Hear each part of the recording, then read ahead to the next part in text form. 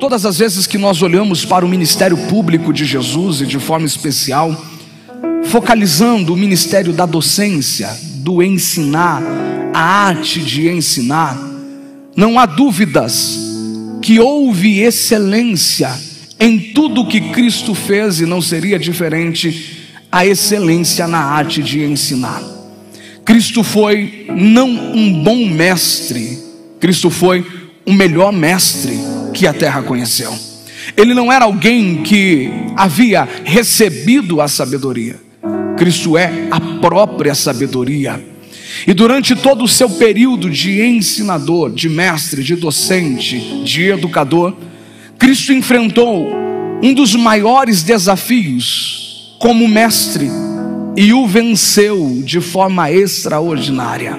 Afinal, Cristo tinha plena consciência, convicções claras. Na mente de Cristo havia, de forma muito objetiva, o propósito de um mestre, o propósito de um ensinador, que o regia como mestre na terra e o fazia ser o melhor. Ele sabia que um bom mestre não é aquele que apenas apresenta informações, não é aquele que apenas esbanja o seu conhecimento, não é o que joga informações sobre as pessoas. Um bom mestre não é aquele que apenas sabe falar bem, conjugar bem os verbos, escanear bem as palavras. Muito mais do que isso, Jesus sabia que um bom mestre era aquele que sabia ser entendido no que ele estava falando.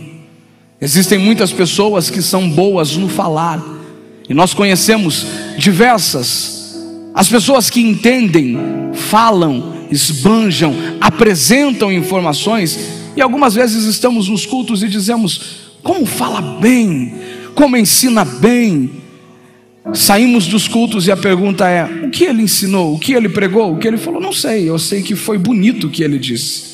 Porque alguns não entendem que o propósito de ser um bom ensinador, um bom mestre, um bom comunicador, não está naquilo que eu falo, e sim naquilo que você ouve, compreende, assimila e absorve do que eu estou falando. O quanto isso faz sentido para você e muda em sua mente valores, concepções, direções, o quanto isso é aplicável à tua vida. Jesus era regido por este princípio, e por isso, durante todo o seu ministério, ele cuidou em ser compreendido no que estava dizendo, para quem ele estava falando. Afinal, o desafio maior era que Cristo estava na terra em um período de recolonização da terra, reestabelecendo os valores do reino, uma vez que o vínculo entre a espiritualidade, o vínculo entre o reino dos céus e a terra havia sido rompido pelo pecado. Cristo vem para reestabelecer este contato, e para isso ele inicia uma série de instruções, de ressignificações dos valores do reino, dos propósitos do reino, dos princípios do reino, das bases do reino. E isso era um desafio, pois ele estava pregando para uma humanidade que ainda estava em estado de queda, cuja mente havia sido cauterizada pelo pecado, e há mais de 400 anos não ouvia alguém se levantar nas regiões áridas da Palestina com autoridade para dizer: assim diz o Senhor. Estavam ainda tentando assimilar, porque um louco apareceu no deserto comendo gafanhoto e mel silvestre, mas ainda não fazia tanto sentido assim. A palavra estava tão distante, e Cristo, no meio deste ambiente, precisava trazer valores eternos. Imagine o desafio de Jesus em ter que explicar salvação, eternidade, vida com Deus, fé, evangelho, princípios do reino, para quem não entendia nada de transcendência, para quem estava vivendo uma religiosidade mórbida, falida, coberta pelo manto da hipocrisia, e não sabia muito bem qual era a proposta de Deus na dinâmica de uma vida com Ele. É nesse ambiente que Jesus chega.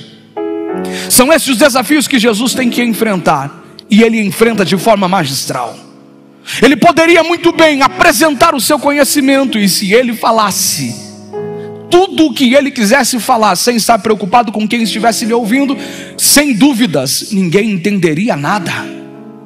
Mas Jesus estava preocupado com os seus ouvintes, e por isso, a sua mentalidade transcendente, profundo, seu raciocínio profundo, era deixado em alguns momentos. Ele abandonava a profundidade, vinha às margens do conhecimento, à beira da praia do conhecimento, e convidava as pessoas para que aqueles que não conseguiam com ele compreender os valores profundos entendessem pelo menos aquilo que ele estava dizendo no começo. E para isso, uma das maiores ferramentas que Jesus utiliza é a arte de contar parábolas.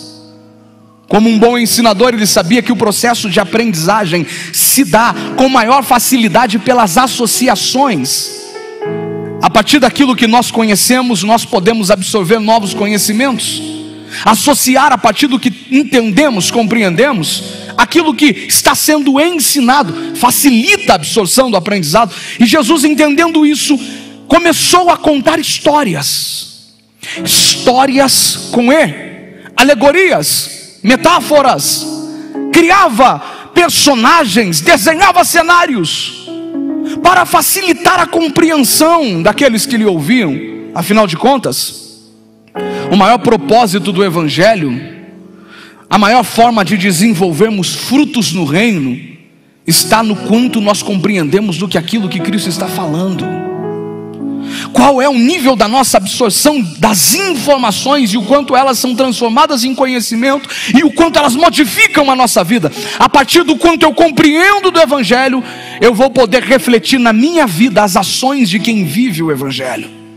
Existem pessoas que estão há anos na igreja, estão há tempos na fé, apenas absorvendo informações, mas ainda não compreenderam. E é por isso que às vezes nós nos perguntamos: como pode alguém estar há tanto tempo na igreja e ainda assim continuar com as mesmas atitudes, com as mesmas ações, sem produções de frutos? A resposta é clara: houve uma assimilação da informação, mas não houve uma compreensão. E o que nos transforma é o que compreendemos do que estamos ouvindo. É quando num culto como esse, sentados para ouvir Deus falar, de repente Deus libera uma palavra sobre a nossa vida, e na nossa mente aquele estalo, um feeling, vem uma compreensão dizendo: agora eu entendi o que Deus espera de mim, agora eu entendi o que Deus espera da minha casa, agora eu sei o que Deus está me apresentando. O coração queima tanto que a gente levanta a mão e dá glória.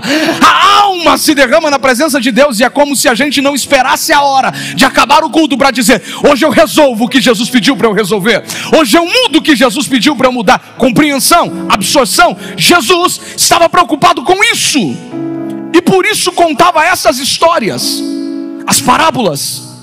A palavra parábola significa colocar algo ao lado de algo, associação, comparação. Era como se Jesus estivesse dizendo: Grace, vocês entendem sobre fé? Não, ainda a gente não entende. Vocês entendem sobre Evangelho? Não, a gente não ouviu falar sobre as boas novas ainda. Entendem sobre valores de salvação, inferno, vida eterna? Não, não sei. Então tá bom, não tem problema. Se você não sabe, eu começo pelo que você sabe. Você já ouviu falar sobre semeador? Sim, semeador eu sei. Conhece sobre semente? Sim, sobre semente eu conheço. Conhece sobre território? Sim, trabalhamos com isso diariamente. Então eu começo lhe dizendo que um semeador saiu a semear. Ninguém sai para semear apenas por semear. Todos os que semeiam, semeiam para retornar ao lugar da semeadura com uma expectativa. Pergunte qual? Pergunte qual? Qual expectativa, pastor? A expectativa de retornar e colher aquilo que foi semeado. Ninguém semeia por semear. É certo que algumas pessoas abandonam a semeadura, e isso rompe, bloqueia um processo de colheita. Por quê, pastor? Porque até para colher a gente precisa esperar e ter paciência. A Bíblia diz que aquilo que a gente semeia, a gente precisa esperar para colher.